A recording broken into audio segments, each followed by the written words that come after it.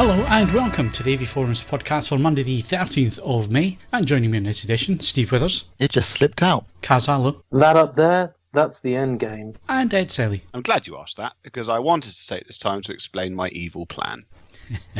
Right, welcome back to the podcast. It's a strange month because we've got another bank holiday coming up at the end of this month, so yet again we won't be around for that one, but we will be here next week. So you've got two podcasts. Make the most of them, Lucky people. Things. Make the most of them. Right, Endgame. Avengers Endgame. We are going to review that on this podcast. We're going to do it right at the end of the podcast. We're going to give you plenty of notice because it will have spoilers. So if you're the one person in the universe who hasn't seen it yet.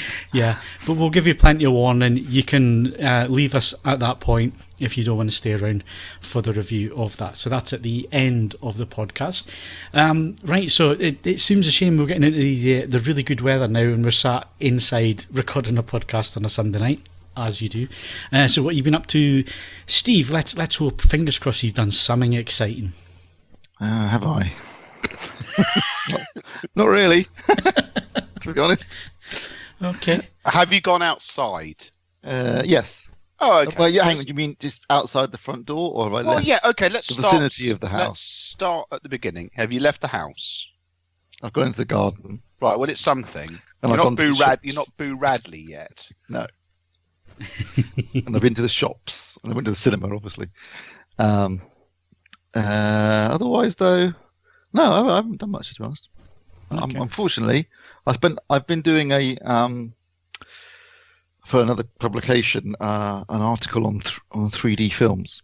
So I've had to watch 13 3D films. Yeah. Wow. Okay. You'll have had to use a projector to do that then. Yes. Absolutely. Yeah. That's an obvious. Unless you've got a TV that's more than 4 years old. Yeah. You're stuck with projectors. But yeah. So I'll tell you what, though, I've got to say, for a long time, I always said I would never, ever, ever watch a conversion. If it's not native, I'm not interested. They're bloody good at conversions these days. Yeah, and it's something we're going to come on to. Marvel Endgame. in particular, which will come back to the Endgame. But I've watched Black Panther, Ant-Man and the Wasp, and Infinity War in 3D, and they were all absolutely superb. They were really, really good at it. Yeah. Others, not so much. Some of the more sort of like a couple of the rock movies that I checked out, like Jumanji and Skyscraper, because of he knocks them off really quickly. So there's very rush production schedules on those, and post-production is quite short. There wasn't enough time to do a really good 3D conversion, but the Marvel films are absolutely spot on. Is he knocking them out right, left, and centre? I mean, if you're talking about films, yes. If you're talking about masturbation, I don't know. I can't comment on what The Rock does in his own time. But certainly That's 'cause film-wise... he found all your hidden cameras, didn't he? Let's put it this way, yeah. Film-wise, he's got Hobbs and Shaw out in a month, I think. And then Jumanji 2's out this Christmas. So Yeah, I went to the cinema on Friday, and it was in between every other trailer was a Hobbs and Shaw trailer. So they're really building up to it now. It's not out till August either. So, but yeah, they're really, really building up to it. I noticed it this week when I went to the cinema this week. I was going to go and see Pokemon, and I couldn't get in. Couldn't get into any screenings. So there you go. Ended up seeing Long Shot, which we'll review in a little while. On the I wondered why you were reviewing that. It's just because I couldn't get into Pokemon. It was that or Endgame a second time. No, I've seen Endgame a second time and 3D IMAX a second time. So there you go. It would have been a third time, but anyway. Okay, so it sounds like you haven't done anything that interesting then, Steve. Kaz, hopefully you've done something interesting. It was my birthday. Yay! Happy birthday. Belated happy returns, yeah. Thank you. So, as you do when you get old and you have a birthday with kids, it becomes a birthday for the kids, really. Yep. But it was tremendous. Family day.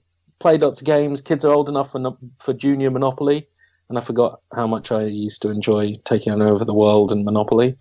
And I managed to get a bit of time with the parents taking care of the kids, so I could take the wife to see Endgame. Okay. So how long into the game of Monopoly was it until you, in a rage, flipped the table and told them all to f*** off? Or as a dad, when did you start tacitly cheating, as appears the unwritten right of all fathers in Monopoly since year dot? As tempting as it is, both of these options weren't available to me because if my daughter doesn't win, she flips the table. My son doesn't even play, so he stomps on the table. and both of them like just taking money from the bank. They just go, I find money, like fake money everywhere.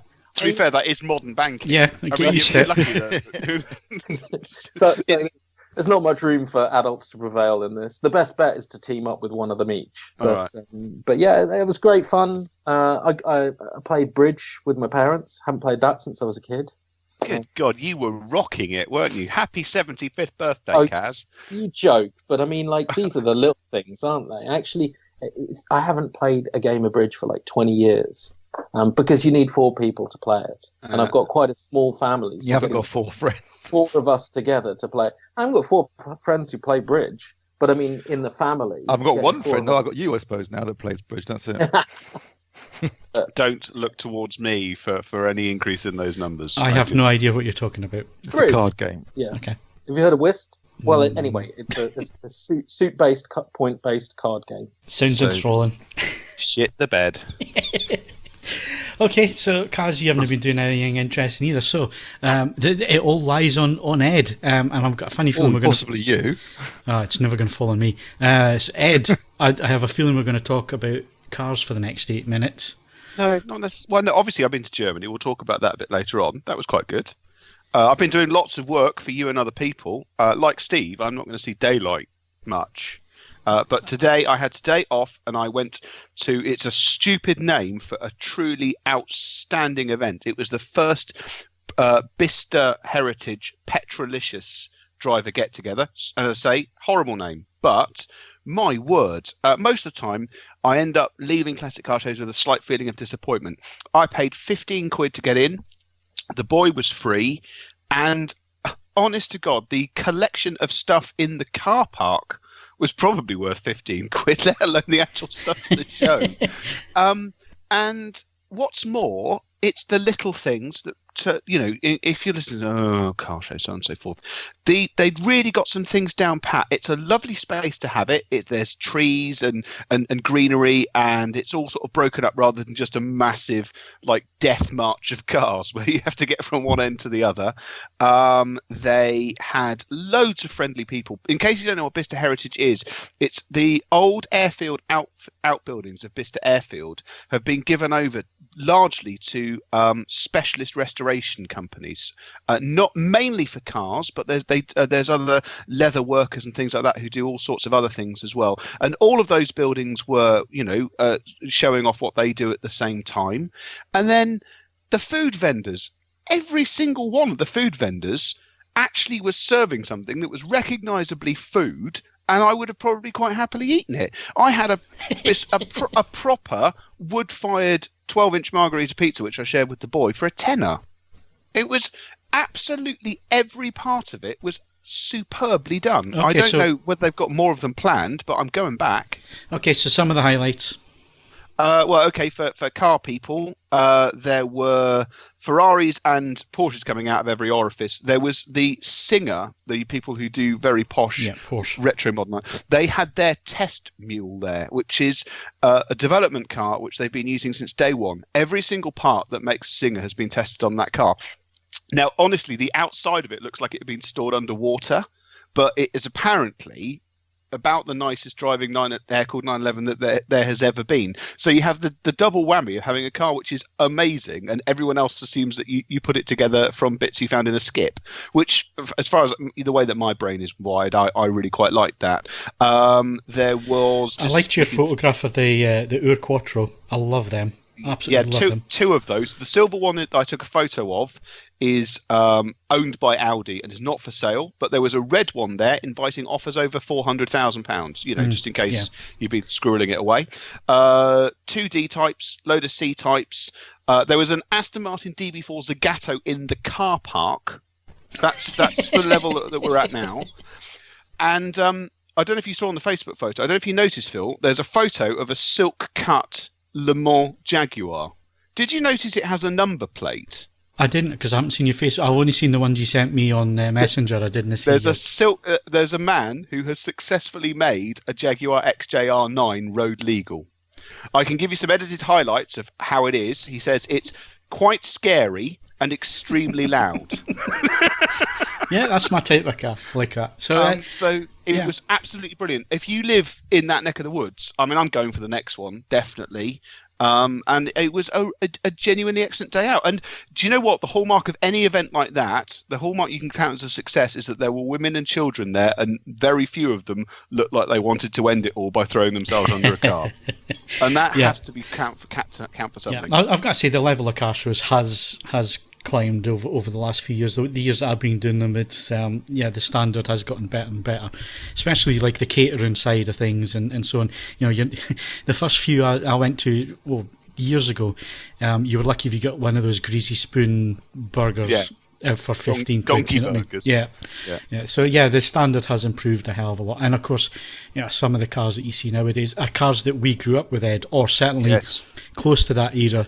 And then seeing them again, it really is. It's quite nostalgic for me to see stuff like that. So I enjoy those. So good.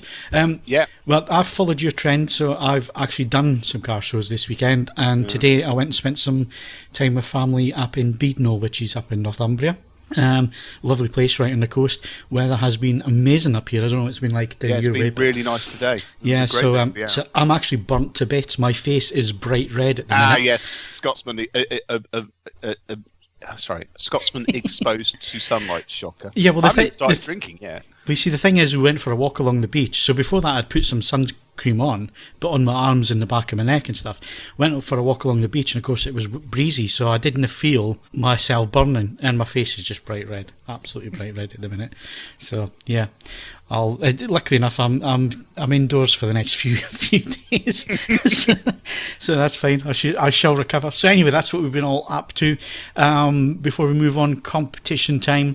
Kaz, tell us all about the competitions. Well, we've got a copy of Iron Sky, The Coming Race, which is out on Blu-ray. That closes 22nd of May. We got a copy of Drive with the alternate soundtrack, Radio 1 soundtrack, and the original soundtrack. On Blu-ray, that closes 29th of May. Copy of Eureka's The Night of the Generals, out on Blu-ray, it closes 27th of May. I will confess I read that wrong when I read it the first time, and I thought it was The Night of the Genitals when I first read it. That's the porn spin-off. Completely different film, I would imagine. Yeah, we're not giving away copies of that. You'll have to find them on Scrot websites like everybody else. Everyone goes straight on Google. Win a copy of November. I'm going to get tested here. I think that's Eureka as well. Out on Blu-ray, closes 27th of May. Sliding Doors, 21st anniversary Blu-ray out, closes 27th. I had forgotten all about that film until I read your review, and now I want to watch it again. It's fun. It is. It's really charming. Some of it has dated, but it is charming. Holmes and Watson closes 21st of May, and Colette, Keira Knightley, 27th of May. I noticed you skipped over Holmes and Watson because that's the new one with John C. Reilly and what's his face, isn't it? It is. Well, I asked for a PR copy, but it never came to pass. It did look quite fun. I think we do know why that wasn't sent out for review. I've done worse, so I'm quite willing to give that a shot. And I'm also setting up a copy of The Favourite, which should be live by the time this goes to air. Okay, good stuff. Right, so all competitions open to eligible AVForums members resident in UK. Any previous winners? Yeah, we got Don Rogers Tash.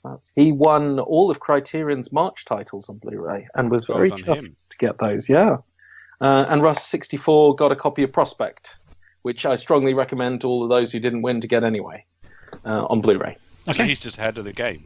Well done, him. Yeah, good stuff. I have no idea who Don Rogers is, so I have no idea what his Tash is either. But anyway, well done to our winners there. Before we go to hardware news, we've got to do Steve's death row. Unfortunately, we've lost some more people. I think now he's the angel of death. Yeah, that's Steve. I didn't want to put it that way, but I think you are the best correspondent on the podcast to cover these things. So yes, we've lost two fairly big stars, and certainly one of my childhood heroes. Anyway, well, Peter Mayhew was a hero, or Chewbacca was a childhood hero? Chewbacca, but it was Peter Mayhew. Because the thing is, the new guy hasn't got the walk. I don't think. No, he hasn't. He hasn't got it right. I don't think. Yeah. Anyway. It's funny when if you watch Star Wars, Chewbacca's. you totally forget it's a bloke in a suit. Mm. You know, you just think it's Chewbacca. It really works. And if it had been crap, it would have ruined the film. But the makeup's fantastic in it. The jaw, the teeth, the way. And also, what I really love is the way that Peter Mayhew was an actor. He was a hospital porter. He just happened to be 7 foot tall, which made him handy for the role. But if you watch the way he moves his head and the way he reacts to things, like a dog, like an animal, it's really well done. And also, if you watch this, like when they're hiding in the compartments, the smuggling compartments, and they're coming out, Chewbacca pops his head up, and then Han Solo just strokes his head like a dog. The two of them together, they totally sell it. They totally sell that Chewbacca as a real living Wookiee. And you never once think it's a bloke in a suit, and that's a real achievement, I think. And the thing is, when you saw him out of the suit, he still had those mannerisms, didn't he? The way he tipped his head and stuff when he was talking and so on. So, and if you ever get to see the behind the scenes footage where he talks the lines in he had dialogue. Yeah, just it's really, really entertaining. So yeah, big miss Peter Mayhew. How old was he, Steve? Obviously, he didn't do. He was. Hang on, I just set him up a second ago. He died at 74. Yeah, but not bad innings. I mean, people with giantism don't tend to live that long, so actually he did really well to make it to 74. Obviously, he was involved. He wasn't in. Luckily for him, he wasn't in Episode 8, so he doesn't have the whole responsibility for that one. He was in Force Awakens, but only sitting down. I think anything involving walking was the other guy, the new guy, Jonas something or other. But obviously, he was in the middle trilogy, and I think he was in Episode. Did he pop up in Episode 3 as well?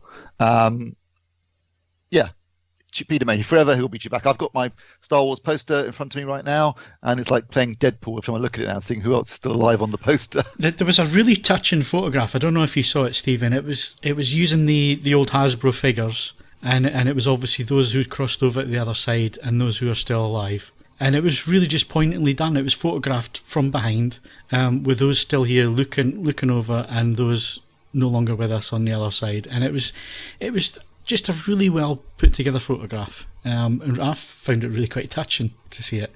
So yeah, a lot of fan love out there for Peter Mayhew, and yeah, so there should be. Okay, and we also lost John Singleton, who was also the first black director to ever be nominated for an Academy Award, and also the youngest of any race, creed, or colour. John Singleton. He made his debut film, Boys in the Hood. Was the one that he's most famous for, and earned him that nomination. And he died. He's only 51, my age, so that's depressing. He didn't make a lot of films, I have to say. He started strong with Boys in the Hood, but then I think probably found it difficult to get funding for a lot of projects he wanted to do. He did Shaft, the remake of Shaft. He did Too Fast, Too Furious. Made the first Fast and Furious sequel. But most recently, he's been doing a lot of TV work, shooting shows like American Crime Story and Billions. But I mean, he'll be remembered for Boys in the Hood. I think probably, unfortunately, because of the way the film industry works, he didn't get a chance to make as many films as he would have liked to have. That's not a lot. He did 1, 2, 3, 4, 5, 6, 7, 8, 9 movies. So not a lot in 51 years. So that was a shock. 51 is not old, I like to point out, and yes, it's a real shame that he passed away. Yeah, it is. Right, so that wraps up everything in the first part of the podcast. We'll be back in a sec with hardware reviews.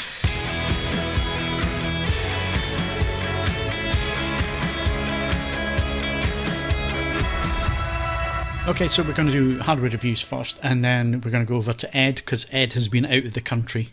It's unusual for Ed to do that, but he's gone to a high-end show, so he's going to give us a roundup of that. But first of all, we just need to crack on with some reviews. I'm not going to go into these in too much detail, because either the reviews are up there or the reviews are going to be up there by the time you listen to the podcast. The first one is the Q9ER 4K TV from Samsung. I had the 65-inch. I still have the 65-inch. Going to be hanging on to that for a little while going forward, just so we can do some continuation with the comparison stuff and so on. I guess the main thing for people listening to the podcast is, what was it like compared to the Q9FN? I managed to do that. So unlike a lot of the reviews out there comparing it from memory, because they don't have the sets side by side, we actually did have them set up side by side with a splitter. Also tested it side by side, the Q90 with OLED screens that I have here as well. So the C8 from LG and also Philips' 903. Which we'll have here for comparison testing at the moment. And I've got to say, for an LED LCD TV, Samsung have been getting better and better. So the Q9 was a big step up. And the reason it was a big step up was the local dimming algorithms that they employed with that, as well as wide colour gamut, as well as being able to get peak brightness, but not only peak brightness, but also being able to have a higher dynamic range for an LED LCD TV. The only downside to that TV was that the local dimming was aggressive, which meant it did clip. And certainly in the early days, it was quite overly aggressive, I think, Steve, in terms of really sort of if it thought it should be blacker than it should be, it was crushing a lot of black detail and so on. The other downside to that TV was obviously viewing angles. With it being an LED LCD TV, as soon as you got 30 degrees off axis, the colour and contrast and colour, you noticed a big difference, a big drop off there. So the Q900 was the next TV I saw, which was the 8K. Now, our American listeners, don't confuse that for your Q900, because your Q900 has the wide viewing angle filter. Our Q900 doesn't. The Q950 does in the UK. So there's a slight difference in models there. So that was the next TV that I saw up from the Q9. And I've got to say again, they improved it again in terms of local dimming. It still wasn't brilliant, because during testing I didn't notice a few issues, certainly with pan.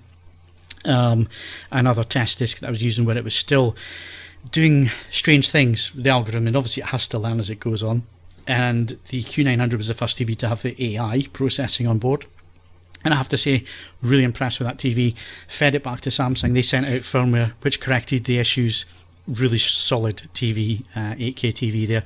So the Q90 is just another step up from that. So obviously it doesn't have the 8K processing, but it does have the quantum processor for 4K on there, so it is doing AI upscaling. I've got to say, with AI switched on, it's a bit too sharp for me. It's a bit too much in terms of what it's doing there. I think just leaving the normal upscaling is really, really good on the Samsung.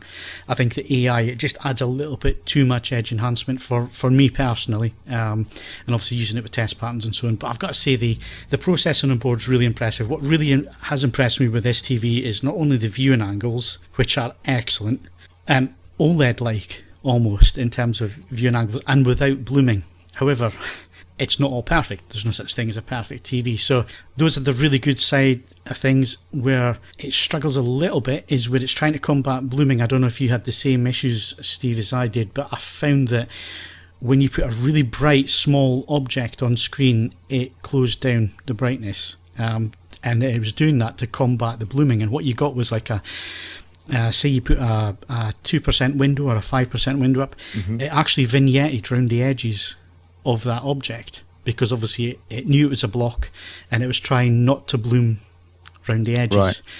Right. And there's a test pattern on the new Spears and Munsell disc, which goes from... That disc is awesome, isn't it? It's brilliant. So it goes so from good. It goes from 1% to 100% white rectangle, and as it gets close to 10% window size, you see it suddenly gets brighter. And I can only put that down to suppression for blooming and haloing, because haloing and blooming, apart from subtitles, is superb on this TV. For an LED LCD TV, it is really, really good. You get a little bit of vignetting around stuff if you're really looking for it, but in terms of just actually sitting and watching content, I watched a lot of Alien on 4K Blu-ray, which is a really dark film. Lots of shadows, lots of shadow detail and so on. And next to the C8, I thought I was watching, at times, I'm not going to say all the time, but at times it was hard to tell them apart from the OLED and the LED LCD TV, and I never thought I would say that about an LED LCD TV. Now, that sounds a bit hypish, and like I say, not everything's perfect.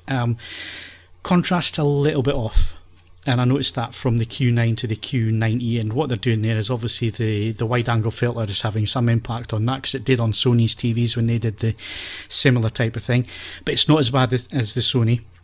And I've got to say, in terms of actual head opening another beer, intrascene contrast is really good. So some comments out there about the contrast being down. It is down, but against the Q9, but it's not that much. And I would actually say I prefer the Q90 personally, because you get more of the shadow detail and so on. And when you think about HDR images, that's the important part. It's not the highlights and the brightness, which do give impact, and I'm not going to say it doesn't, and I like that impact of bright specular highlights. But for me, and if you look at a PQ EOTF curve, a lot of it is in the darks and in the midtones. That's where a lot of that curve spends its time. So that's where you should be seeing detail. That's where you get a lot of depth in the image, and our eyes are more used to that area of the image than they are from the really high contrast side of things, high brightness, because you can't tell the difference. If I put a 70% window up and a 100% brightness window up, and ask you to close your eyes in between, you wouldn't be able to tell the difference, because our eyes are not built to do that. But if I did that with a 30 and a 50, you'd be able to tell there was a difference, a shift, because that's how our eyes work. So in terms of HDR, that's where it works. That's where it works for this TV. Although you do get the peak highlights, 1000 nit content. There's not a lot of tone mapping going on. There is dynamic tone mapping going on. When you test it out of the box, it is brighter on the PQ EOTF curve. It adds nothing to the image, though. This is what I don't understand. Some people on the internet banging on about how it doesn't follow the curve. If you want it to follow the curve, drop the contrast by 4 clicks, and it's bang on the curve. I sat and watched material over and over and over again between the two settings, 4 clicks down and the out of the box settings, which measures brighter than the PQ ETF. I couldn't see what was missing, to be honest with you. Even in the peak highlights, I couldn't see what was missing there. So there's lots more to come with the videos and with the review. I do a lot of side by side. You'll be able to see some of the footage that we did there as well. But yeah, I don't know if you want to add anything onto that, Steve.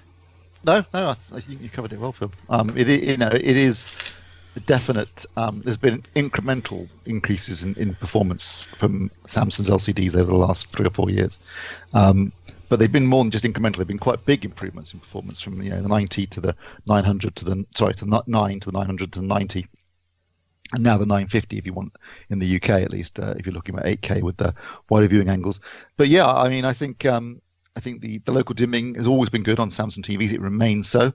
The black levels and the shadow detail are improved. It's still very bright, although not as bright as the previous generation. No. But you got more than enough brightness, so you don't really need it. It's how it's applied that matters, not how bright it goes. Yeah. Wide viewing angles, which really are wide. I mean, there was a time when if you were doing a blind test, you'd immediately know which TV was the OLED and which TV was the LCD.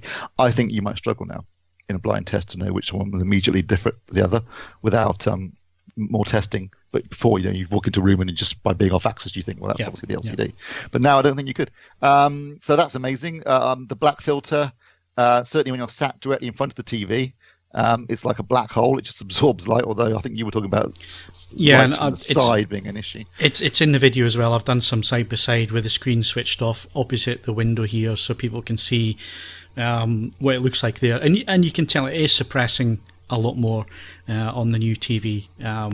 There's some side effects of that, which is more to do with the wide angle filter, where if it's a really bright object bouncing directly onto the screen, you will see stripping or striping artifacts down the screen, and that is just the way that the filter is designed. And I've spoken to Samsung, and they've confirmed that that's how it should look. Just don't put it opposite a really bright. You shouldn't put any TV opposite a bright. Exactly. You shouldn't do that. Yeah. So just think about that. It's not quite as bad as Sony's either.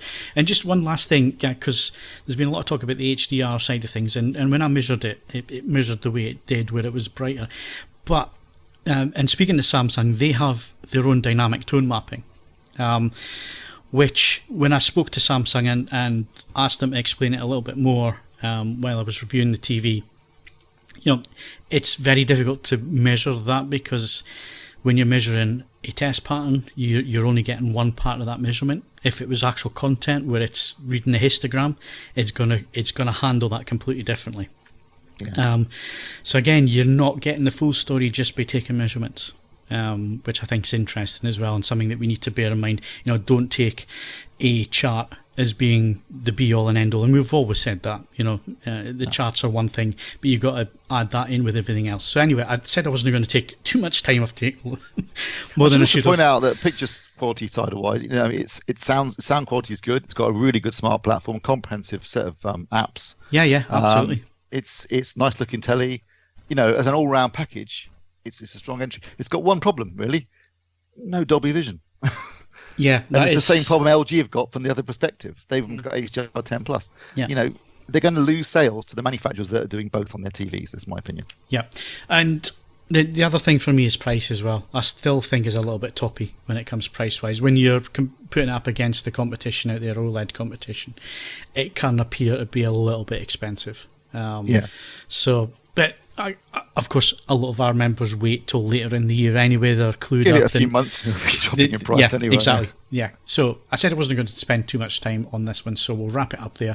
The video and the review is coming. It'll be up hopefully by the time you're listening to the podcast. And I've also got more reviews coming up. I have a BenQ projector in the W2700. What a stonking little projector that is. That's all I'm going to say because... Which one? The W2700. Uh-huh.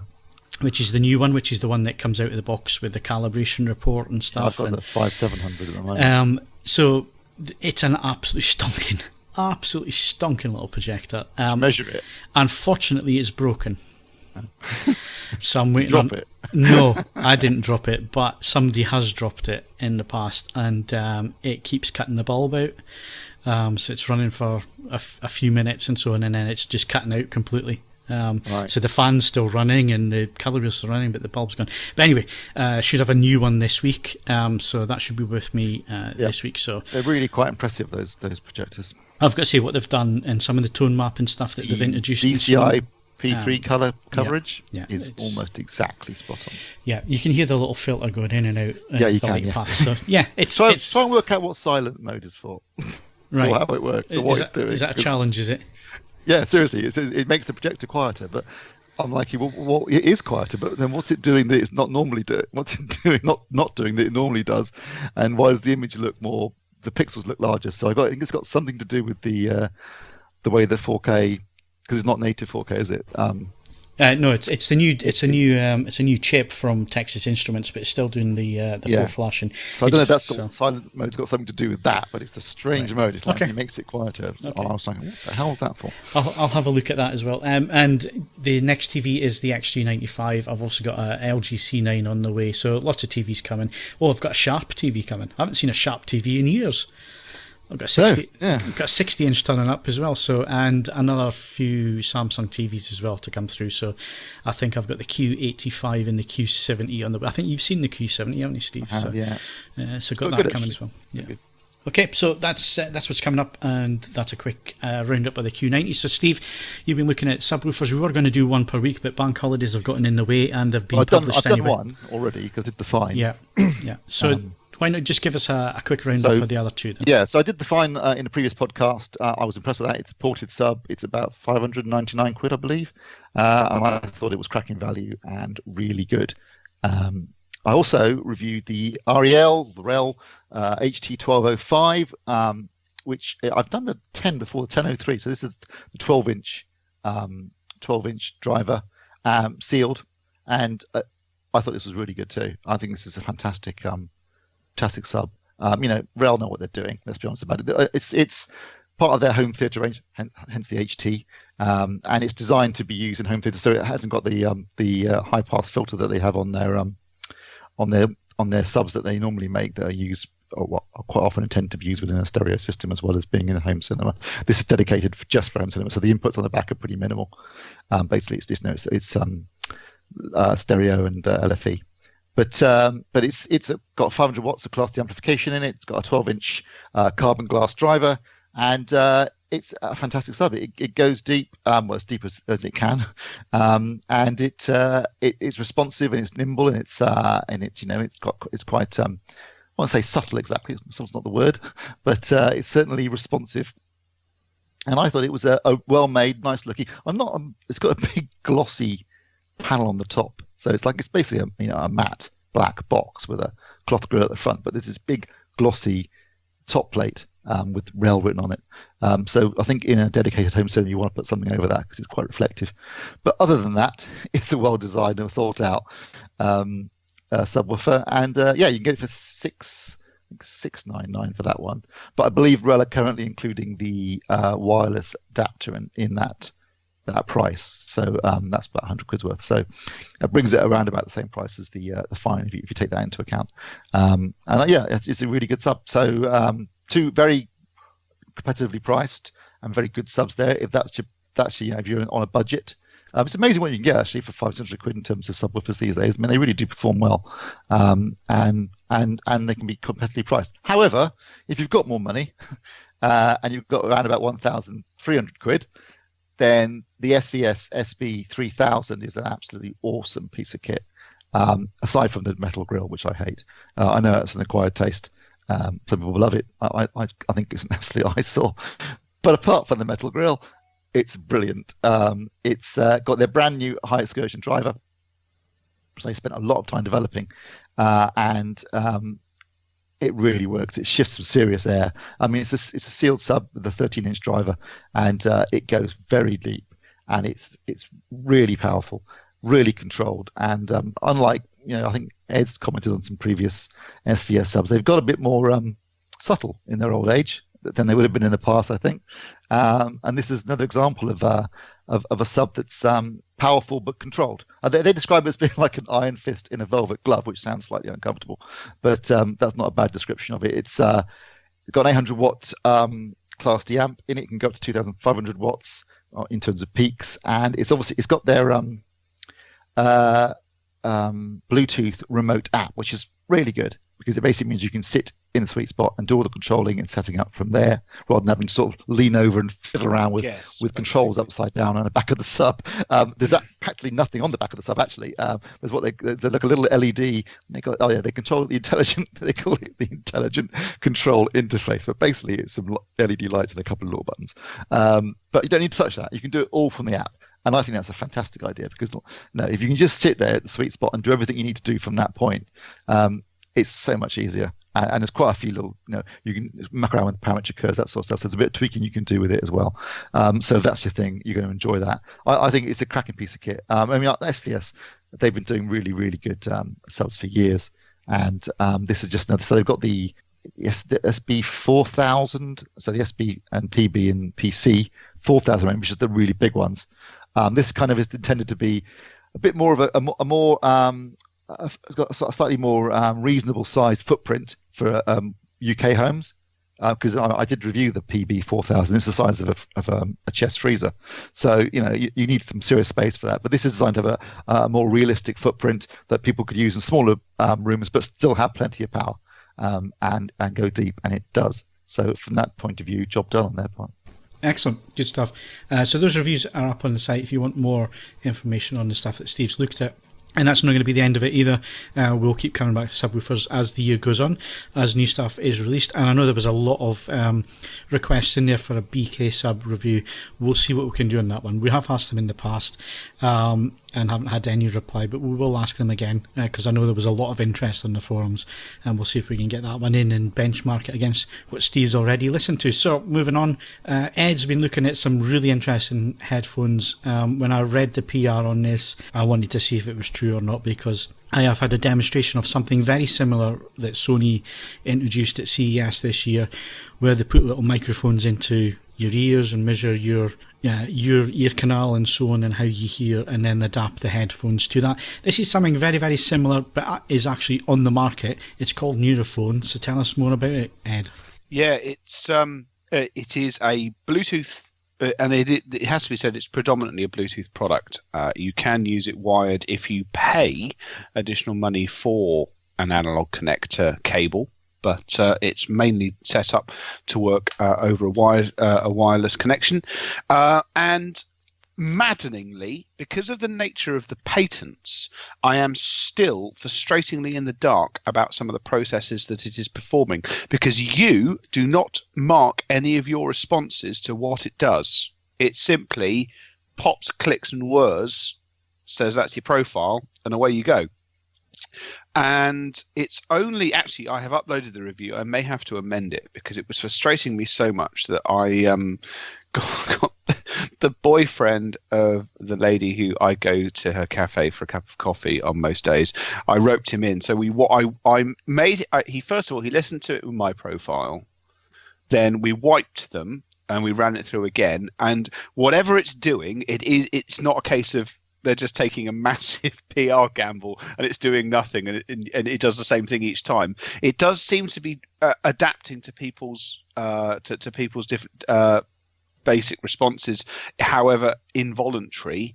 Yes, it then allows you to tweak that the level of augmentation it does via Bluetooth app, and it's all wrapped up in a pretty comprehensively capable pair of headphones.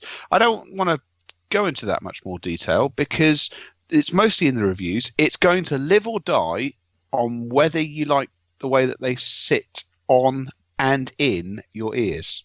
And that's it. Otherwise, I found them very hard to fault, especially from a brand new company. Just out of pure interest, what is the difference between your profile switched off and your profile switched on to how you like? What is it actually doing? Is it widening the soundstage? Is it making it, what is the effect it is giving you?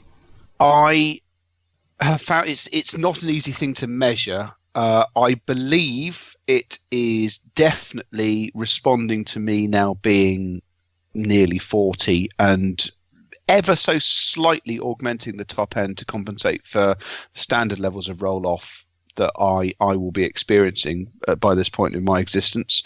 And then this is possibly worrying. I believe it's compensating from the fact that I believe it's fractionally raised the gain in my left ear. Okay, make of that what you will. And it's now has that gain improved the stereo image for you? I have to be honest, I do prefer listening to the Nuraphones in their optimized condition. Okay. I need to be very, very clear about this. They're still not going to trouble, for example, the £700 pair of Audio-Technicas that I've got kicking around as resident test equipment and so on and so forth. This is not a way of buying some sort of means of rendering all other headphones obsolete, but they're an exceptionally well produced piece of equipment. And I would also say that bundled in with the augmentation, they appear to have been designed, or at least done a lot of the voicing work with their noise cancelling engaged as well.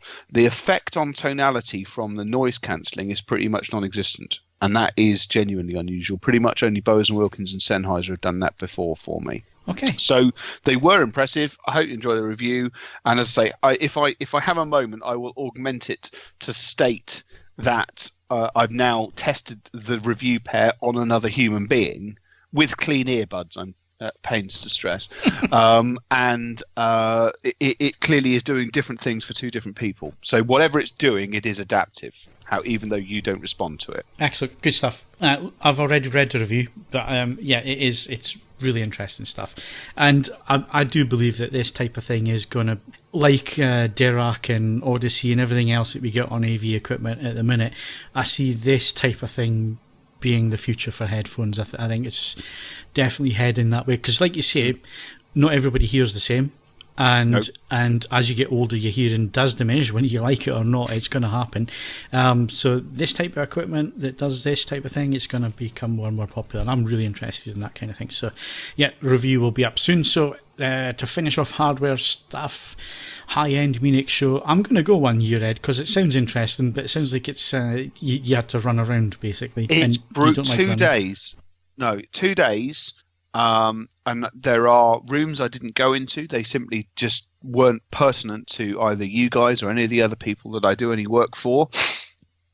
And yeah, there's other things where I would have quite happily devoted far more time to really get into grips with it. But once again, it's still the best hi-fi show on earth, because it has everything there. There's everything from completely affordable bits of equipment being demonstrated and unveiled in the atrium, in the halls, and all the way through to, I think this year we were down to just 2 systems over £1 million.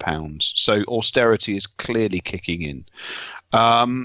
But on my show report's already up. I was at pains to get it up whilst the show was still going on because I'm keen like that.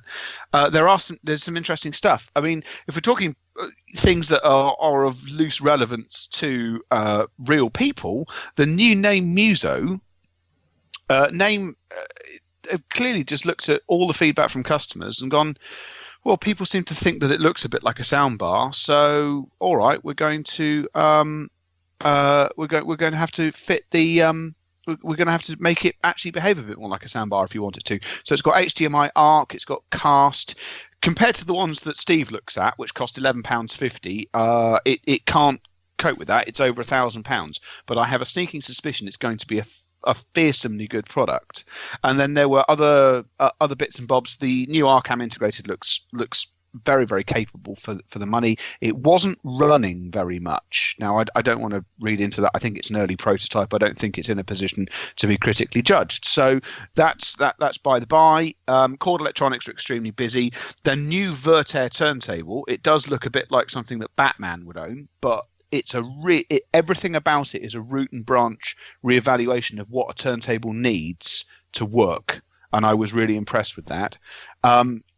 And then the hot standout things for the show, they're in the show report, but I'll give them slightly more time because I think they do warrant it. First up, there was a system involving Martin Logan speakers and Pass amplification from a company called Pass Labs. Now, the Martin Logan speaker, it's called the Neolith, and generally speaking, you can work on the principle that anything called the Neolith is unlikely to be small or easy to move or practical. They are £70,000. I have been digging around on the internet. That's the price I can find, 70 grand, and there was at least another £70,000 worth of Past Labs electronics there as well. So that's 140 grand before you consider source equipment or cabling. But if there was one system I could take from that show, it was that one. It just sounded utterly jaw-dropping. It went like the clappers. It gave you bass you could feel in the sternum, but it was so fast on its feet, and tonality and its ability to generate a stereo image just above and beyond.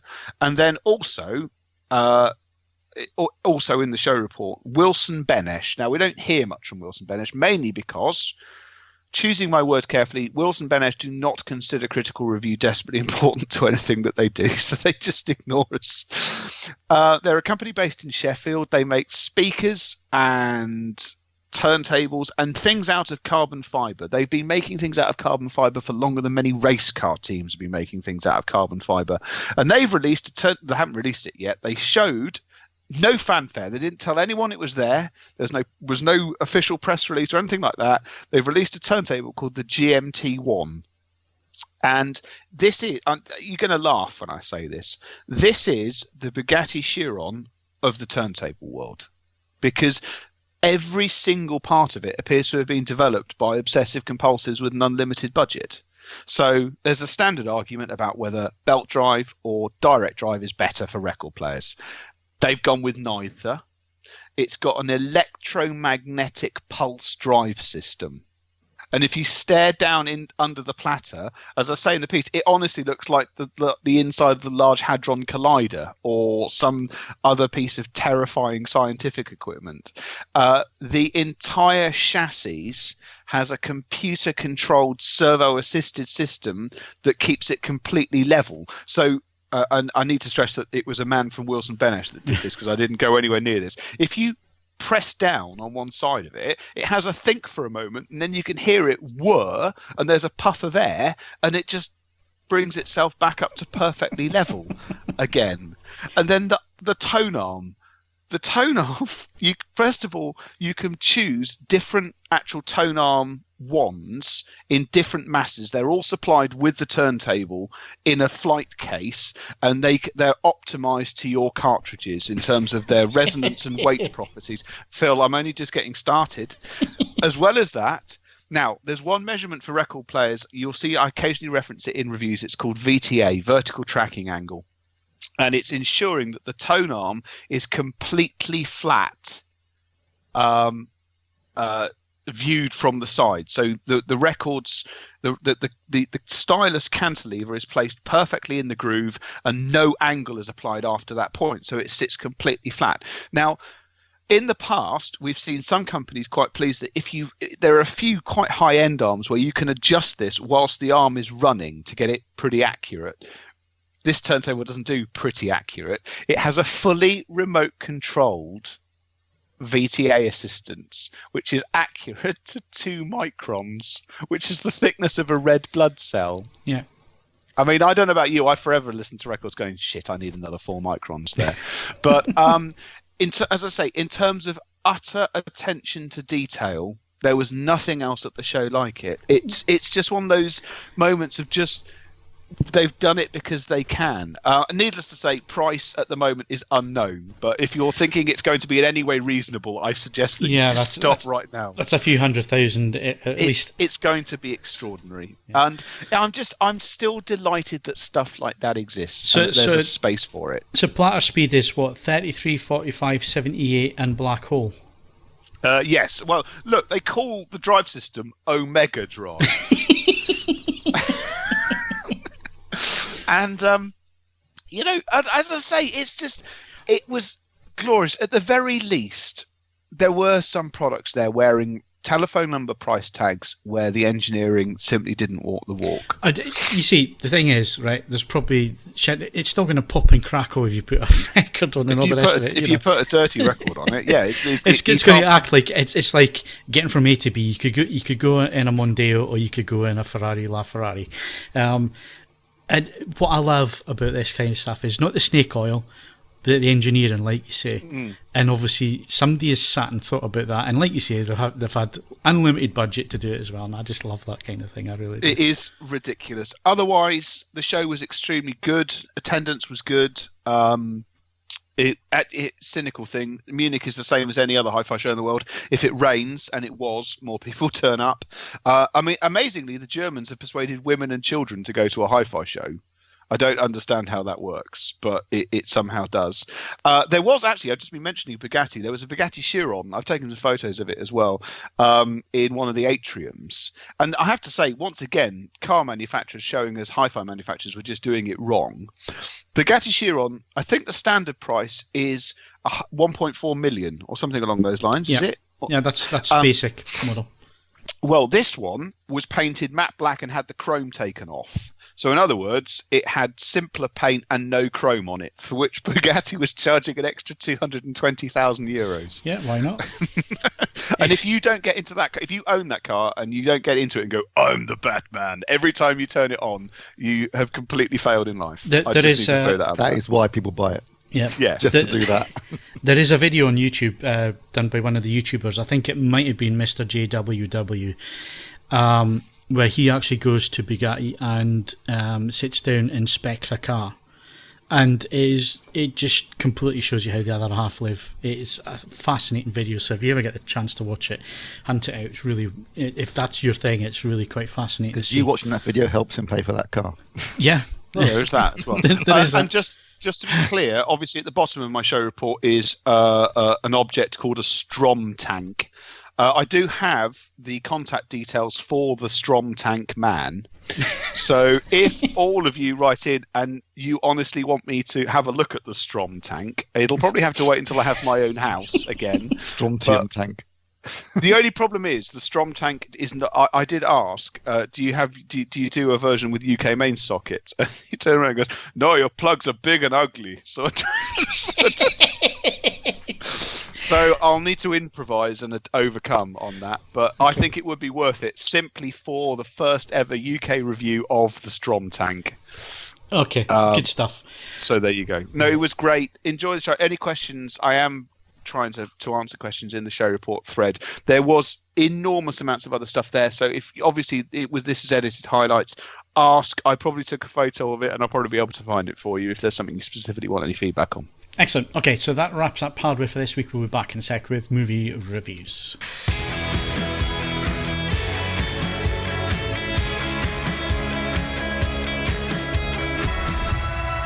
Okay, movie reviews. I'm going to be quick with this one because it was a film I had no intention of going to see. Like I say, I was going to go and see Detective Pikachu.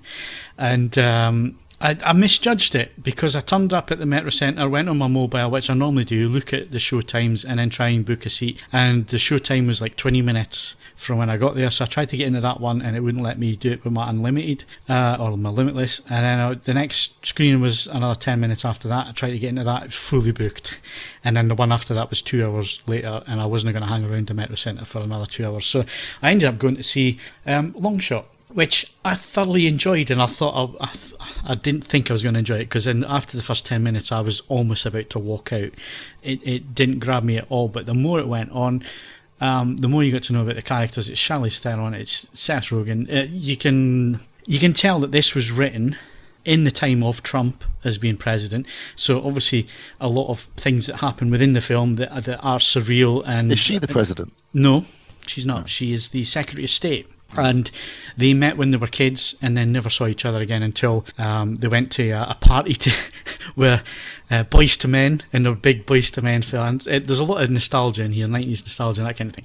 Now, normally you would say this is completely over the top because she wants to run for president and all the rest of it. And I mean, you look at the political situation in the States as it is at the minute and how abstract it is at the minute, and it works because of that, because they really have to push it really quite far, just because of what's happening in real life. But then there's some stuff that was obviously written for this and filmed and edited and all the rest of it that have happened in the meantime that they thought was pretty ludicrous, and it's actually happened.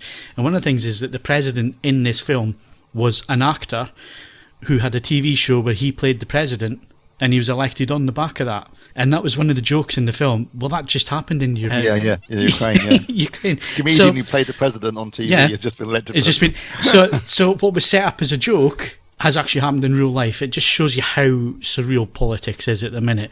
Satirising politics currently is very difficult. Exactly. No, it's impossible. Well, not quite impossible, because Veep has done a pretty good job in its most recent season of dealing with the reality of American politics. But yeah, when reality is beyond satire, it makes satire extremely difficult. Yeah. So the thing that worked for me was that I actually got to like the characters. I'm not a big Seth Rogen fan. The humour was good. I do think Charlize Theron is a very good comedian. She is brilliant. And you fall in love with her in this, because she is just absolutely brilliant in it.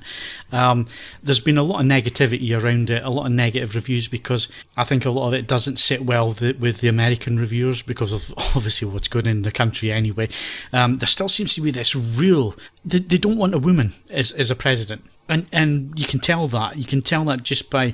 It's strange because they've had their first black president with Obama, and they've now elected Trump and all the rest of it. But there seems to be some real resistance to have a woman as a president. And they play it really well in that. And the humour is brilliant. Seth Rogen, you know what it's like with... There's some lines in it where I was actually... I was taking a drink at one point and I spat the drink. It's a good job there was only 2 or 3 of us in the cinema, because I actually spat my drink out. It was so hilariously funny. Some real laugh out loud moments. I would wait till it's on a streaming service or on disc to see it. I wouldn't go to the cinema to see it. And you'd probably missed it anyway, because I think it was the last run this week anyway. It's been out for 2 weeks, but it was good fun.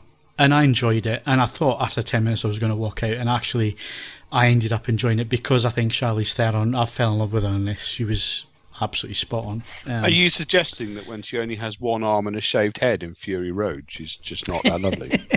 Oh no, I'd still go there. No question about it. Yeah, me too. No, it's really charming. It's really well done. There's lots of over-the-top stuff, because they have to play it over the top. So there's lots of getting stoned and drugs and all the rest of it, which, you know, a Seth Rogen film's going to have that. There's plenty of bad language, but it's really, really well thought out. And some of the jokes and some of the stuff that they play up to the punchlines and stuff, it really does pay off. It really does work. So yeah, it'd be one for disc though. I wouldn't go to the cinema to see it. Right, Kaz, what's coming out this week? Oh, what have we got? We have, well, in case you're not seeing the other film coming out this week, there's a film called Breakthrough, which is a biography film, isn't it? Drama. Yeah, have faith in your son coming back to life kind of thing. I think that everybody's going to be seeing the other film. I don't want to presume too much, but the other film's John Wick Chapter 3, Parabellum. Yeah, I'm there on Wednesday. Yeah, so that's... Can't do Wednesday because I'm seeing the Manics, but I'll be there on Thursday. So that is the thing to do. I've been rewatching the previous Wicks, and I can't wait for this. 2 hours and 10 minutes of exquisitely choreographed gunplay and close quarters combat. And horses. Yeah, I just want to see how he gets out of this. It's By killing everyone. everyone, yeah. We get Tell out them. everything. Yeah. Tell them all, whoever comes, I'm going to kill them. I'm going to kill them all. Yes, it looks amazing. It seems like these 3 films take place over about 3 days. Yeah, It's just having a really shit week, isn't he, basically? basically going through dogs. Yes. Yeah, And I can't Mustangs. wait. Yeah. Mm. Well, hopefully that'll be fixed sometime soon. Hopefully. Streaming, there isn't a great deal happening at the moment. I think later in the month. It's probably looking like June now, but it's a little bit quiet. There's a new Netflix show, The Society. I watched The Wandering Earth, which I thoroughly enjoyed. The effects were top draw. I looked at the trailer for that, and it's been a long time since I've messed with chemicals along those lines, but it did sort of seem quite nostalgic for a world of chemically inconvenient sort of hilarity, but it does look ridiculous. So you're saying it's quite good? It's the plot's ridiculous that they're moving the planet, the entire Earth is being moved to another star system because the sun's going to blow up, which is cobblers. And the idea of moving the Earth with giant engines attached to the planet is just ridiculous too.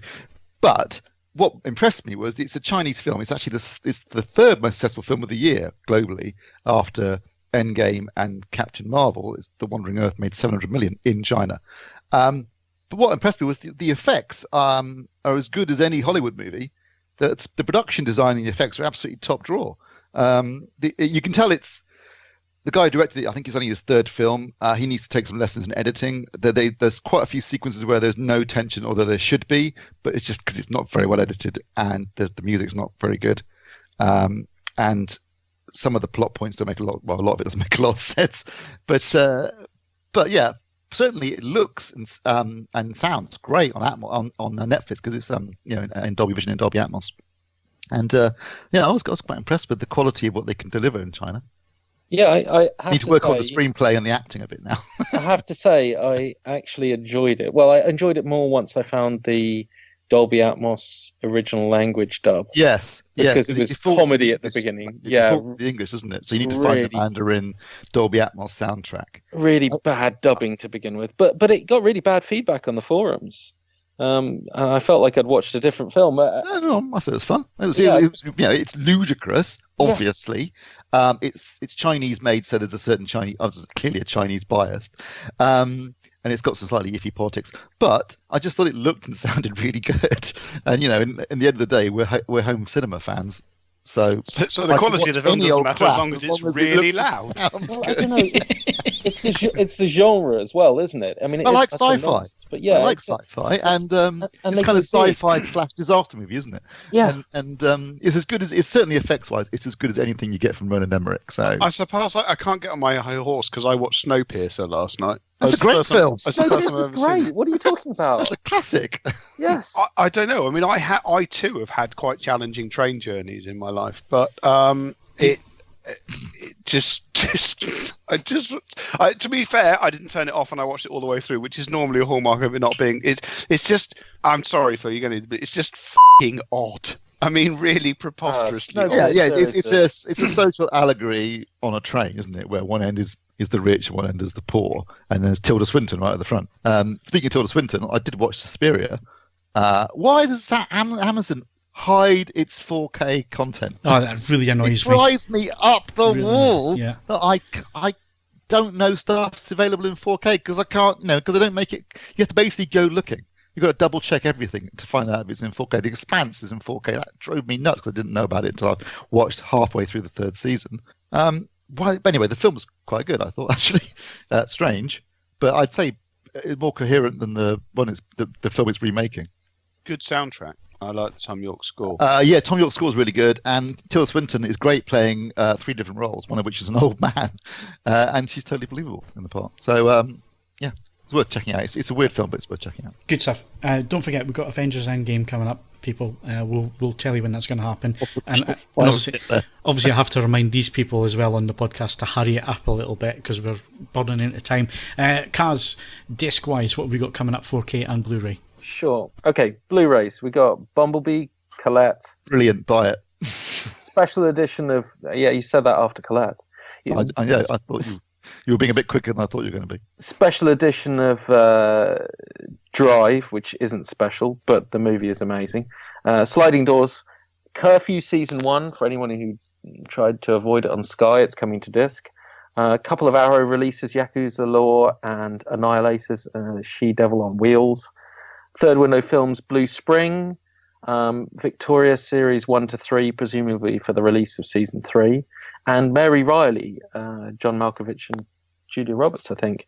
I'm going to come back to the 4K release, which is Bumblebee, because I really love that. I thought that was one of the surprises of the tail end of last year. I'm going to put it alongside Aquaman, because I was surprised by that as well. But I thought that the retro 80s feel of Bumblebee was tremendous.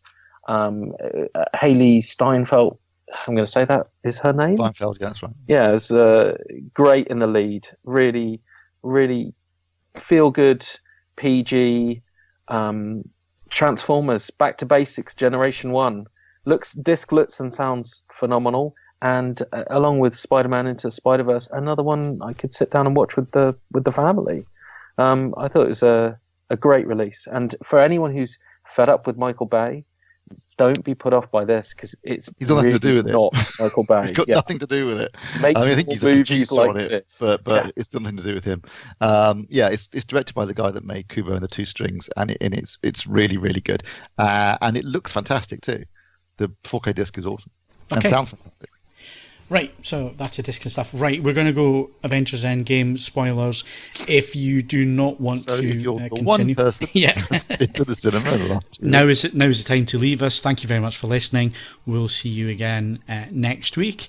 For those, you want to know how much it's made as of today? Go on. It's 723 million in the States, so it's now third in terms of US box office behind Avatar and Star Wars, The Force Awakens, and it's made 2.485 billion worldwide, so it's currently about 300 million behind Avatar. It's gonna hit number one. Well, it's not going to beat Star Wars in the States. It won't make 900 million.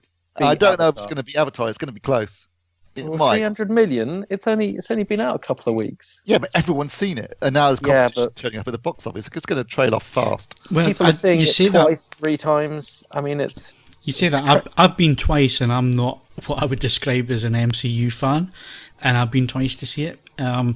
And I've got to say, when I was at the cinema this week to see that film that I've just forgotten the name of now, Longshot, as I was coming out just after 7 o'clock, all the screens were switching over to Avengers evening screenings. So Avengers was popping up on the doors. So I think Kaz might be right on this one. I think there's still some mileage to go on it, and there's still people I know who are just going this week to see it, and I've managed to avoid the spoilers. So we'll have to wait and see on that one. So they obviously didn't watch the Spider-Man trailer. If I'll get my bit out of the way first, because I think everybody else here, maybe apart from Ed, is invested in this way more than I am, and I think I can give a point of view of somebody who is not overly invested in MCU. So to make it clear, I have seen none of the Captain America films. Seen none of them. I've only seen one of the Iron Man films, and I think I've caught up with a couple of the Thor films and so on, and the Hulk, and so I think I've seen all the Hulk films. So when it comes to the full lineup of 22, I've maybe seen 10 to 12. But it still didn't dampen my enjoyment for Infinity War and for this. And it didn't dampen my enthusiasm for the universe, because I am now searching out the cheapest way to catch up with all the films that I have missed, and on the best format I possibly can. Over the next few months I'm going to do that. It's pushed me to do that, because I think there is a payoff to be had. I think this shows how filmmaking and seeing the bigger picture should be done. It points straight away to what the hell happened with the Star Wars universe when Marvel can do something so well constructed over 22 films, and there is a definite arc. They all play into each other. Even though I haven't seen them, I can see that they all play into each other.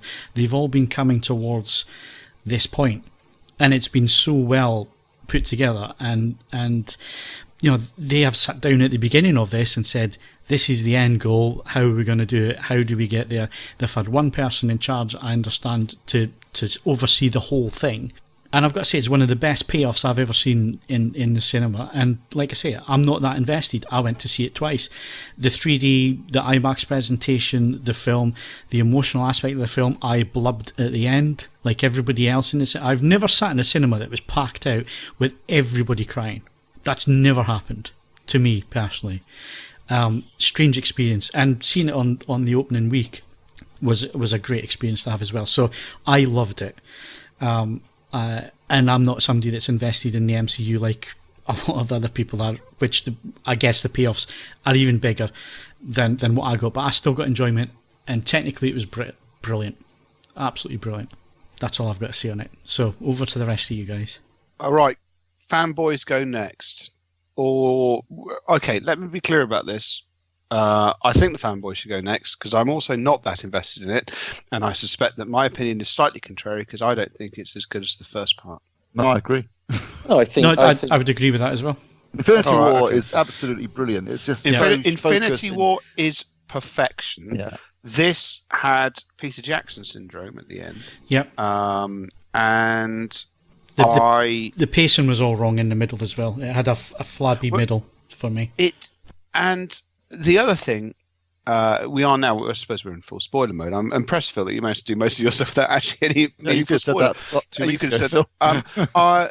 Ultimately, from the moment it was revealed that Tony Stark had a child, he was f***ed. Yeah. Can we be utterly clear about this? These are the Great Escape rules.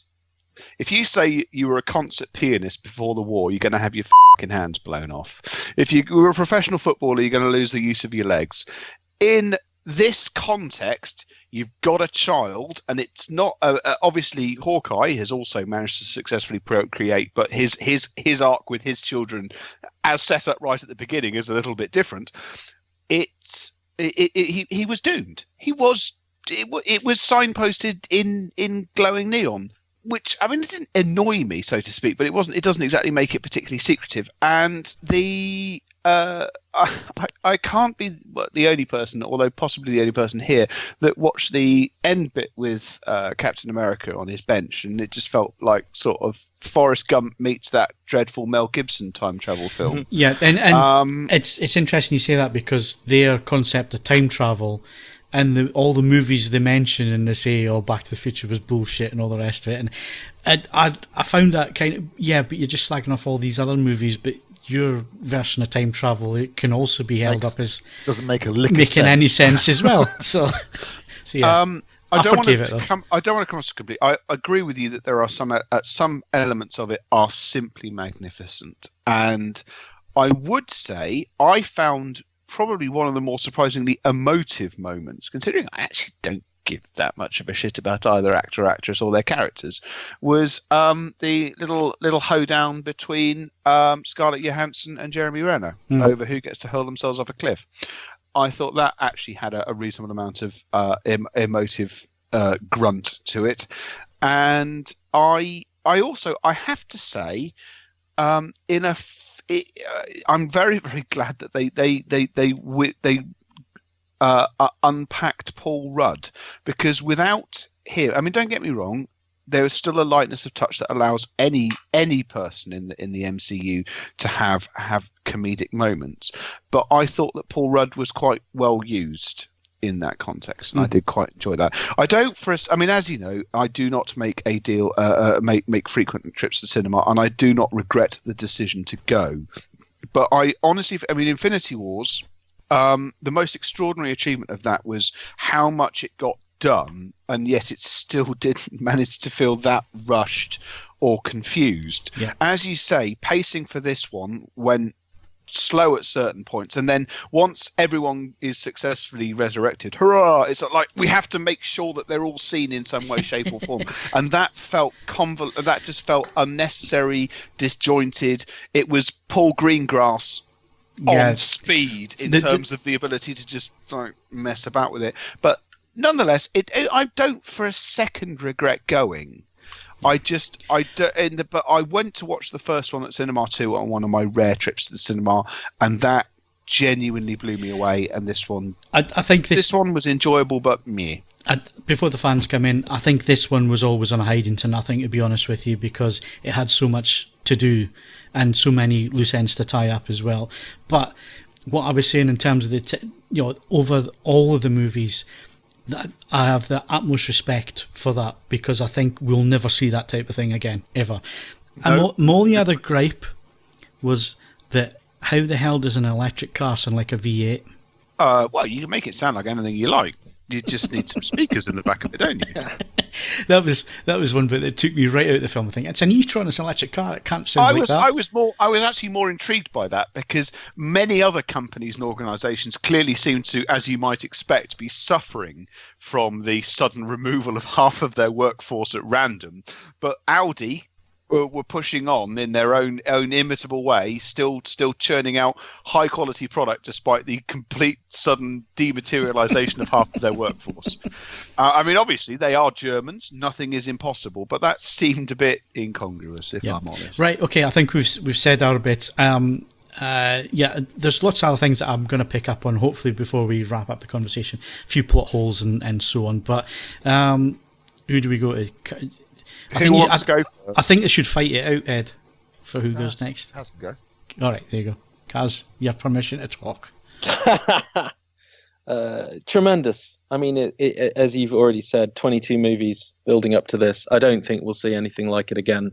I'm also slightly worried about what we'll do without these characters, because DC screwed up Justice League. But if somewhere down the line they made a Justice League film and they didn't include Batman, Superman or Wonder Woman, even just one of them, I think it wouldn't be Justice League. So I don't know how the Avengers will keep going, even if they manage to keep the Marvel Universe going. I think they've done the Avengers in the comics wasn't, Iron Man wasn't their B characters. Thor was a B character. I mean, it was the Fantastic Four, the X-Men, and Spider-Man.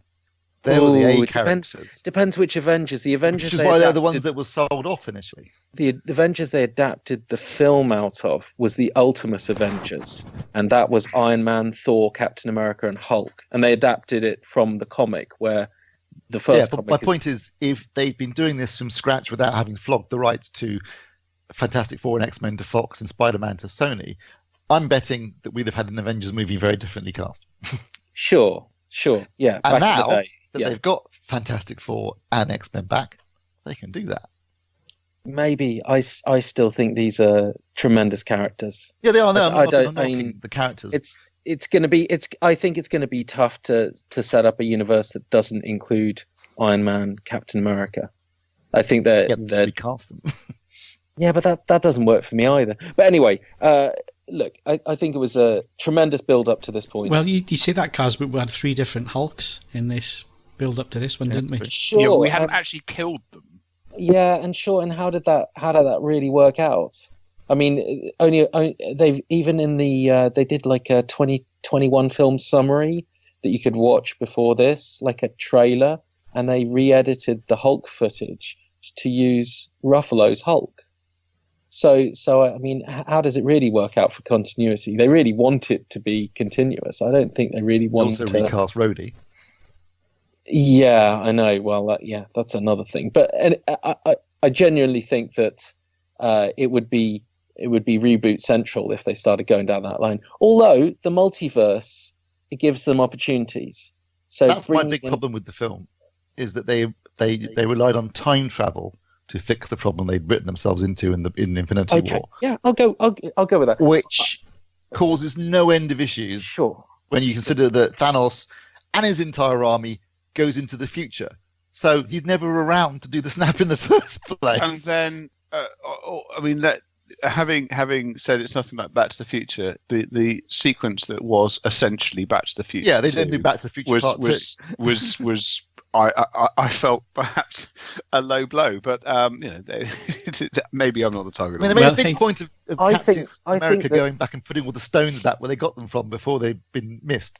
But they'd buggered up the timeline already because Loki didn't disappear off with the Tesseract originally. I mean, obviously they're going to use that for the TV series. I guess that's what they were doing. But they changed the timeline completely. But if they'd just gone to different multiverses to find the stones, then that wouldn't have happened. And they could have had fun having different multiverses where, Tony Stark's a woman or Tony Stark's poor or, just different things. They could have been much cleverer about it and more imaginative and not created loads of massive time travel plot holes to worry about when you're coming out of the cinema. I think they should have gone multiverse rather than time travel. I know why they did it. They did it so they could go back into the old films, like even Thor: The Dark World. Can I just say that I didn't worry about them when I left the cinema? Actually, probably out of context, I had one of the single best drives from cinema back to my house. I don't know why, but it was absolutely perfect run. Had a fantastic time. So it didn't concern me at all. I've got to say that I forgave it because it's a fantasy film and superheroes and aliens and all the rest of it.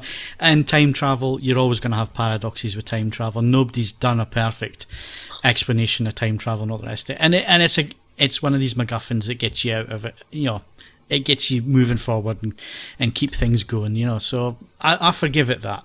There's going to be issues going forward though with what they've done. I absolutely loved that it was a fitting end to Iron Man and Captain America, and that they were the ones that the Russos really championed at the forefront of the Avengers. If I'm going to have quibbles, it's actually not about time travel because, to be honest, like everyone said, Infinity War was better. But Infinity War, for me, always frustrated me because it had an ending which no one could resolve. Your beard is attacking the microphone again. I'm just throwing it out there. There's nothing that they could have done to fix what happened at the end of Infinity War. I think that it had to be something ridiculous like time travel to be able to fix it, and I think they overstepped. If they held it back a little bit. Also, the whole waiting 5 years before they do anything about it creates a massive issue because that means that there's people, if you were at school, for example, the Spider-Man film that comes out in a few months, 2 months' time, it looks like everyone that Spider-Man knows must have been snapped because none of them are 5 years older. Yes, so you've got people who are 5 years older and people who aren't. You could have two twins, one of whom's 5 years older than the other now. You've got utter chaos in terms of, you making jokes about Audi making cars, but, it causes worldwide chaos. Suddenly everyone's just back again 5 years later. I'd like my job back. No, I'm sorry. You did see someone's got remarried or something, I thought my wife had gone. I've remarried. I can't accrue any more pension when I was technically dead. I mean, to be fair, these are minor considerations, although there may be a fascinating, if they did it to give Tony Stark a reason, a child, and having had 5 years with the kid and all this sort of stuff to give him some more backstory. But I think they should have just piled straight into fixing the problem as soon as we started the film, and just undoing the snap. That's what they should have done, and they should have done it via the multiverse, not via time travel. Then I think you've had a better film. But anyway, I don't want to be. I'm not getting paid millions to write it, so I don't think there was an easy solution to Infinity War, even with multiverses. But actually, I don't mind that they came up with whatever they came up with, because whatever it was going to be on a hiding to nothing. As I said, it was nice that it was fitting for Tony and for Steve. The biggest problem I had with it was actually that the Russos don't really care about the rest of the characters quite as much. So they care about giving people like moments to shine. But I felt a bit let down with Thor, and particularly with Hulk. I thought Thor was hilarious, but there was a point at which I can't believe they actually kept him fat for the entire film. That was brilliant. Yeah, I thought at some point he's just going to snap his fingers and be buff. Exactly. Well, he did. He did. He snapped his fingers and he got like a fancy beard and his hair tied back and he went to battle. But he didn't do anything. And if you think about those electric moments in Infinity War and Thor Ragnarok, where he literally lands in a field of electricity and takes out lightning and takes out everybody. What happened to that in Endgame? I don't know. Yeah, there was a few things, especially Captain Marvel, because at one point she takes down a whole ship on her own, and then the next minute she bungles getting the goblet over to the you know, 1 minute she's totally I don't think invincible. they didn't really know what to do with her. Yeah. They were like, Yeah. I wish we hadn't brought her into this, to be honest, because she's too powerful. So we've got to make her Massively go away overpowered. for a bit and then come back. Yeah. And she doesn't. I don't like that she's not much of a team player because it doesn't suit the universe. Whatever they need to do to her to make her a nicer character, they need to do that before integrating her, because she just comes across as obnoxious. But Can I just randomly, in terms of it, I have to say, having not watched Captain Marvel, I just like, yes, I sense that she was, if you like, the equivalent of suddenly having a weapon of mass destruction and not necessarily having the rules in which to use it. Yeah. But coming out, conversely, someone who came out as an actress who comes out of it, once again, can I just raise a flag for Karen Gillan as Nebula, because she was everything she's done- phenomenal. She was really good, yeah. She's under 17 feet of makeup and special effects and prosthetics, and she's still phenomenal. And in that she got the dual role, and I thought she was really good in it. Yeah, I think I've enjoyed everything that she's done as Nebula. It's been simply brilliant. Obviously, when Tony clicked his fingers, it was to remove all the bad guys, and Gamora was on that side. So is she gone when he clicked it? No, she's still around. they're going She to was look still there. for her in Guardians. So at the end of the film, when Thor teams up with the Guardians, they're looking to look for Gamora. I think I, for a brief time, thought the same thing, but she's just disappeared somewhere, and they're looking for Gamora. So that's the next Guardians film, or as Guardians of the Galaxy, whatever you want to call it. But yeah, I mean, the other person I thought they mocked a bit too much was Professor Hulk. He was funny to begin with. It was nice doing a different Hulk, but after getting ground pounded in Infinity War, I mean, he needed to come back. I mean, it was begging for him to come back in some way, shape, or form, and he just basically stood down for the entire last battle. And I thought that was really disappointing, because if you think about the core players, that, you know, where was he? I don't know. It was let's do this at two levels. It's still a thoroughly entertaining thing to see at the cinema. I don't regret spending the time there. I didn't feel that it dragged. It's one of those incredible ones where if you've set such a high bar previously, admittedly you've had 22 opportunities to set high bars, which does put it in a different context to anything else. It's just it's one of those things. One of the things I did make the mistake of doing. It didn't actually. I dialed out quite quickly, but I didn't work out why Milton Keynes Cineworld was doing two showings seemingly very close to one another, and one showing was weirdly I had much more pick of my seats. That's because it was subtitled. I absolutely hate it when they do that, and they don't flag it up either. That's happened to me a couple of times. It wasn't easy for me to find. I have since worked out how I find that information out. It must be said, some of the random context subtitling for me, as someone not wholly invested in either cinema or the Marvel Cinematic Universe, I thought was quite entertaining. But that's what it is. It was a damn good read. Subtitles. Watch The Wandering Earth. I think it was subtitled by Google. It's just some of the translation is really, really bad. I mean, it's like it needed someone who was an English language speaker natively to give it a pass, to rewrite it as if the way people would actually talk. Yes, some of it was really translation bad. of Chinese, isn't it? The jokes are clearly a specific type of joke, and the translation doesn't work. Yeah. You know, like if you were to call someone, your mother looks like a horse's ass or something. There's something, and they translate it, and it just doesn't sound right at all. So some of the jokes that they're trying to make, or the lines. So there'll be something like, "We must assemble immediately and leave." Let's go would have been a better way of just doing it. So what you're saying is, if you're going to to watch that, then change the soundtrack to the Cantonese and subtitled. Is that what you're saying? Yeah. Yes. Yeah, but just enjoy Atmos. Then, yeah, Otherwise, you don't get Atmos. Right. Okay. And you get really bad dubbing, and it takes you back to Police Academy. Yeah. Or Das Boot. Yeah. I don't think we'll see anything like the Infinity War Endgame thing. When I talked about it on the forums, I think I related it to a TV series, because there's no other franchise that's done this. It is like episodes of a TV series where you have like mid-season cliffhangers and team-ups, and then this is the end of season finale and had gone big. Yeah. And what you got to remember, films. What you got to remember as well is it wasn't just the films, because there's been all the TV spin-offs as well, isn't it? Agent of Shield and all that kind of thing. Nice to see Jarvis, who was in Agent Carter, the TV series Agent Carter, in the 1970s sequence when he sees his dad, which was a really good sequence. One of the sequences I really liked. It was nice to see. Oh yeah, he's from the TV series. So there was a nice little nod. They managed to give a little nod to just about everything that had gone before in some way, shape, or form, which was good. And as a sort of and also having everyone sign their names at the end, like at the end of Star Trek 6, was a nice touch too. My issue is, I was sitting there thinking, okay, what do they do now? Well, that's what I was going to come to. Disappointment, can't it? From now, there was a definite finality to this. The way they set it all up and wrapped everything up nicely. It was kind of where does it go now? It has to have a fresh reboot, doesn't it?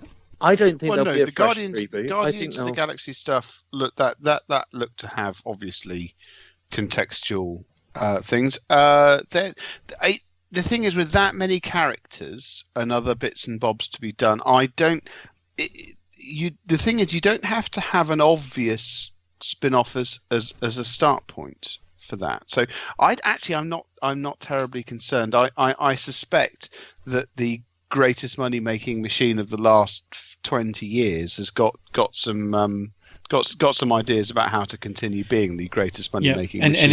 And it's interesting that the previous big money-making machine saga is farting and popping and isn't quite as it should be. Well, it is actually, they were going to say we're taking a hiatus, and in fact they're not doing that with the Star Wars universe. They're coming back with more films. So they're taking a hiatus of 3 years. We'll come back to that in future podcasts. I think obviously, can we be clear about this? Even before John Wick, we've got the actual cinematic spectacle of 2019 is next weekend, and I'm talking about Eurovision. So that's where we are. Just before we finish, whose screening had the extended Godzilla showing? Mine did. Yeah, mine unfortunately, they'd bollocksed up the 3D on it. Had they? Right. What did you think? I don't know. They bollocked up the 3D on it, so I did think I quite fancy seeing that, which I wasn't thinking before. Yeah, I've got to say, from the trailers that I had, I am definitely going to see Hobbs and Shaw, just because. Oh, that's a given. Yeah. It just, I to be honest, the level of PRing it's getting. This is not a good film. It's clearly, well, they're trailing it now, and it's not out till August. What does that tell you? It's clearly actually a very poor film being dragged by two admittedly very strong people. Mind you, saying that, they did the same publicity with the Meg, didn't they? And actually, I really enjoyed the Meg. Yeah. So. Yes, it's not a great film. No, it's not a great film, but I really quite enjoyed it. The other thing I was just going to quickly say as well, I haven't mentioned Star Wars. Did you get the trailer in 3D IMAX, Steve? No, again, because before my IMAX screening, there was the 3D went completely wrong. Right. So all the 3D trailers, the extended Godzilla sequence, and then by the time they got to Star Wars, they'd obviously done something. So it was although we were still wearing the 3D glasses, it was in 2D. Right. And then thank God when the film started, it was fine. But I was starting to panic, thinking that they bollocks this up. But I've got to say that trailer IMAX 3D, it did look good. It looked really good. That's all I'm going to say. It was. I'd seen it on YouTube a few times. I'd seen. Yeah. Right. Anyway, I think that's about it for this week. I think we've said enough and done enough. We are back next week, so you're looking forward to that one, I'm sure. If you stayed right to the end, thanks. Let us know what you thought. But if you do make comments in the podcast thread about Endgame, please use the spoiler tags. Please use that. Don't put anything in the comments that's not covered by spoiler tags if you're going to talk about plot and spoilers and all the rest of it. So anyway, my thanks to Ed Selley. Is that the best you can do? Kaz Harlow. Is this a code green? And Steve Withers. Outwit the platinum bastard. Don't forget, you can follow us on Twitter and Facebook, bookmark AVForums.com for the latest reviews, news and videos. Plus, why not leave us a 5-star rating on iTunes, but only if you enjoyed the show. Also, head over and check out our YouTube channel for videos on the latest product launches and reviews. And while you're there, feel free to subscribe. I'm Phil Hinton, thank you very much for listening, and we'll see you again next week.